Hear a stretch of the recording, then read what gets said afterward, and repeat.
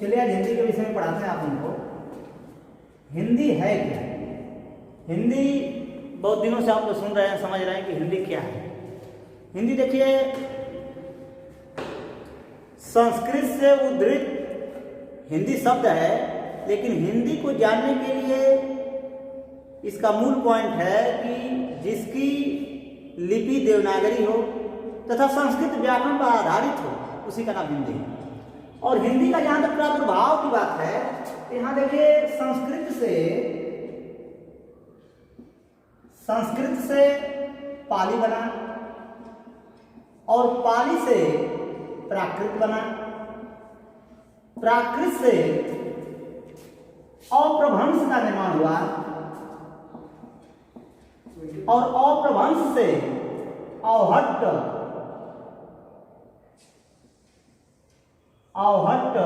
विकसित हुई तथा अवहट्ट के बाद जो आज हम दैनिक बोलचाल की भाषा में प्रयोग करते हैं, उसी का नाम हिंदी है। ये सभी भाषाओं का नाम है क्योंकि यह संस्कृत जो थी आर्यों की भाषा थी और आर्य मध्य एशिया से आए थे।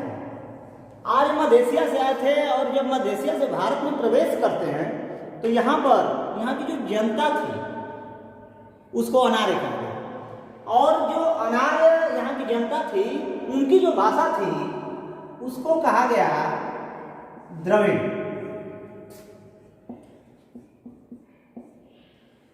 संस्कृत और द्रविड़ दोनों भाषाओं का नाम है। यह आर्यों की भाषा है और यह अनार्यों की भाषा है।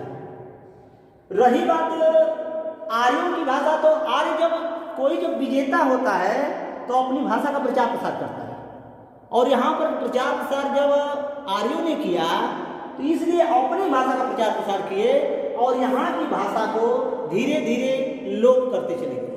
तो जो द्रविड़ों की भाषा थी इसकी लिपि का नाम था खरोष्टी और जो आर्यों की भाषा थी इनकी लिपि का नाम था ब्राह्मी। इसलिए कहा भी जाता है कि संस्कृत की या अगर देखा जाए तो सबसे पहली लिपि जो विकसित हुई उसका नाम है ब्राह्मी। ब्राह्मी से ही सारी लिपियों का प्रादुर्भाव हुआ और आर्य का मतलब होता है श्रेष्ठ, अनार्य का मतलब होता है पिछड़ा होना और इनकी भाषा भी पिछड़ी हुई थी। इसलिए ये लोग भी धीरे धीरे आर्यों की भाषा को सीखने लगे। क्योंकि संस्कृत पढ़ना लिखना सभी लोग जानते नहीं थे, तो सोचे कि अगर कुछ लोग संस्कृत को जानेंगे तो बाकी जनता को अपना प्रभाव स्थापित करने के लिए उन्होंने सोचा कि कुछ सरलतम रूप प्रदर्शित किया जाए। उस सरलतम रूप का नाम ही है पाली। पाली भी कुछ लोग ही समझ पाए, तो पाली भाषा को विकसित करने के लिए पाली भाषा को जब कुछ लोग ही समझ पाए, इसलिए इससे थोड़ा सा साधारण रूप है, उसका नाम है प्राकृत। और प्राकृत से जो साधारण रूप है उसका नाम है अपभ्रंश। यहाँ प्रश्न ये आता है कि ये तो भाषा है, भाषा क्या है? भाषा भास धातु से बना है जिसका अर्थ होता है उद्बोधन।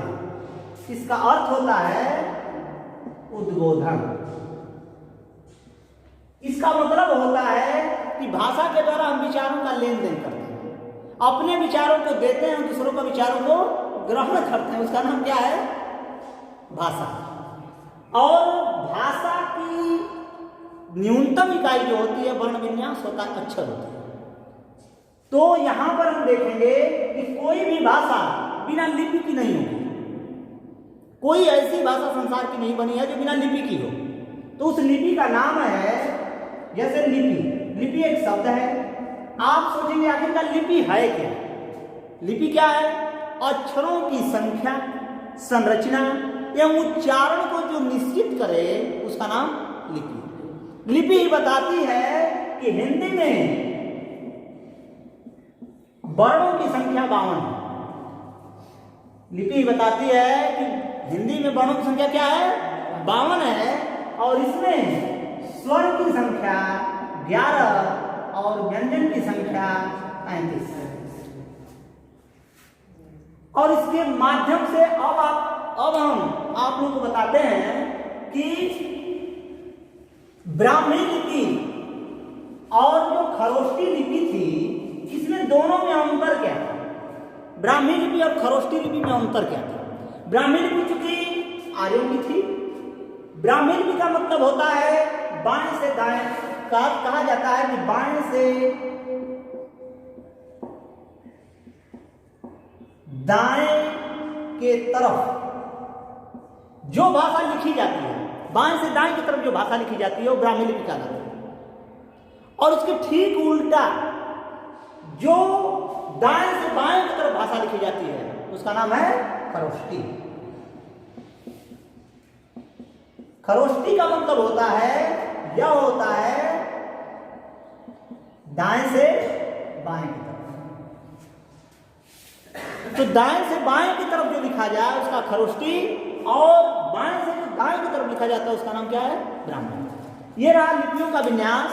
अब इसके अलावा अब हम आपको बताते हैं कि आखिरकार ब्राह्मी के बाद लिपियों का कैसे विकास हुआ।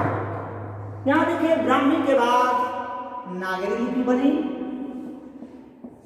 जो पाली भाषा की लिपि, और नागरी से यह भी नागरी का रूप बना, और यहां से देवनागरी बनी,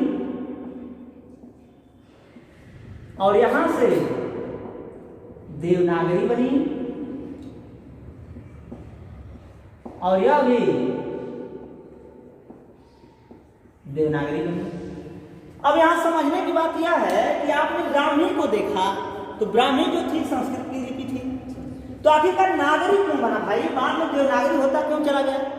क्योंकि यहाँ पर जितने आक्रमण हुए हैं उत्तर भारत से हुए हैं, और उत्तर भारत से सबसे पहले अगर आक्रमण हुए हैं तो मुस्लिमों के हुए हैं। सबसे पहला आक्रमण मोहम्मद बिन कासिम ने 712 ईस्वी में किया था। तो इसलिए जो भी बाहरी जब आक्रमण करते हैं, यहाँ के लोगों को विजिट करते हैं, तो उनके रहन सहन, उनके बोलचाल, उनकी भाषा लिपि का असर हमारे लोगों को पड़ता है। इसलिए नागरी में क्या है कि उर्दू फारसी मिश्रित जो शब्दावली है उसको भी नागरी कहा गया है, और जो संस्कृत निष्ठ भाषा है उसको भी नागरी कहा गया। इसलिए पाली जो थी नागरी लिपि में लिखी गई, उर्दू फारसी से भी मिश्रित लिखा गया और संस्कृत से भी मिश्रित लिखा गया। दोनों अलग अलग पुस्तकें थी। प्राकृत में भी यही था, दोनों अलग अलग पुस्तकों का निर्माण हुआ, संस्कृत से निर्मित भी और उर्दू फारसी से निर्मित। आगे देवनागरी क्यों बना? भारतेंदु हरिश्चंद्र का नाम आप लोग सुने होंगे। उन्होंने सर्वप्रथम बताया कि देवनागरी लिपि का मतलब होता है कि संस्कृत व्याकरण पर आधारित उर्दू फारसी से मिश्रित शब्दावली को ही हिंदी कहा जाएगा। इसलिए दोनों को एक में मिलाने का प्रयास हमारे मनीषियों ने किया, जिसकी लिपि क्या हो? संस्कृत व्याकरण पर आधारित हो तथा शब्दावली उर्दू फारसी से मिश्रित हो। इसलिए दोनों के योग का नाम ही है देवनागरी, और बाद में जो प्रादुर्भाव हुआ उसका नाम है देवनागरी। यह जो भाषा थी यह तो आर्यों की थी, आर्य का मतलब होता है श्रेष्ठ। यह जो थी बौद्धों की थी। जितने बौद्ध धर्म के उपदेश दिए गए सब पाली भाषा में दिए गए। जितने जैन धर्म के उपदेश दिए गए सब प्राकृत में दिए गए। और जितने अपभ्रंश का मतलब होता है कि जितने इसमें दो भाषाओं का निर्माण हुआ, पहला है डिंगल और दूसरा है पिंगल। अवहट का मतलब यह होता है, अवहट का शाब्दिक अर्थ होता है सदुक्कड़ी भाषा। अवहट का मतलब होता है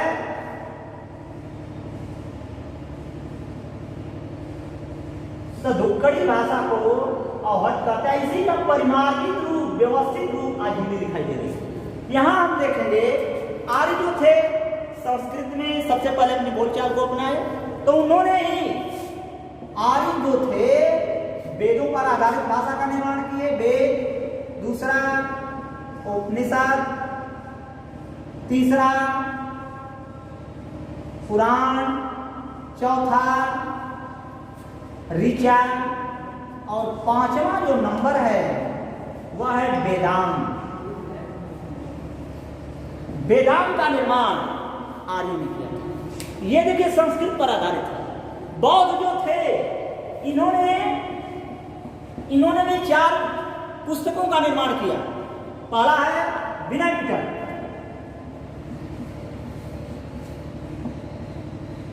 दूसरा है सुक्त पिटक,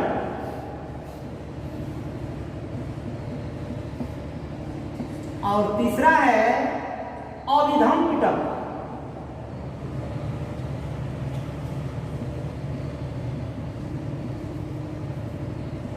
और चौथा है जातक कथाएं। यहां देखिए, वेदों में प्राचीन काल के हिंदू धर्मों का वर्णन है। यहां आप देखेंगे उपनिषदों में